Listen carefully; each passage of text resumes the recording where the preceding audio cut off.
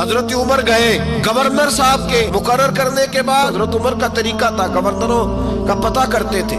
آپ کا طریقہ یہ تھا کہ جس علاقے کا گورنر ہوتا ہے اس کی جامع مسجد میں سب لوگوں کو جمع کر، اور پھر گورنر کو بھی بلاتے تو کہتے کوئی شکایت ہے گورنر کی تو بتاؤ۔ مسجد میں جمع کیا، لوگ اکٹھے ہو گئے۔ حضرت فاروق اعظم رضی اللہ تعالیٰ عنہ نے فرمایا گورنر کی کوئی شکایت ہے تو بتاؤ۔ تو صوبے کے لوگ کہنے لگے 4 شکایتیں ہیں گورنر صاحب کی۔ کون سی؟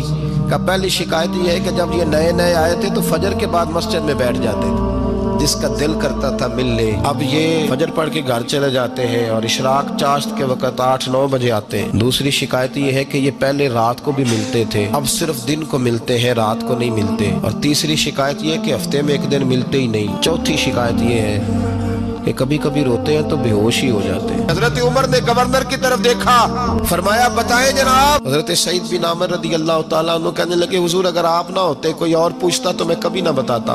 حضور میری مجبوری یہ ہے کہ میری بیوی بیمار ہو گئی ہے، میں غریب آدمی ہوں، نوکر نہیں رکھ سکتا۔ میں سویرے اٹھ کے اپنے گھر میں جھاڑو دیتا ہوں، برتن دھوتا ہوں، آٹا گوندتا ہوں، روٹی پکاتا ہوں، اور اپنی باوفا بیوی کے منہ میں لقمے ڈالتا ہوں۔ حضور وہ پخانہ پیشاب کرتی ہے تو وہ بھی میں صاف کرتا ہوں، وہ میری ذمہ داری جو ہوئی تو ذرا دیر ہو جاتی ہے۔ بس پہلے سوال کا جواب آیا تو لوگ کہتے ہیں ہمارے جسم کے رونگٹے کھڑے ہو گئے۔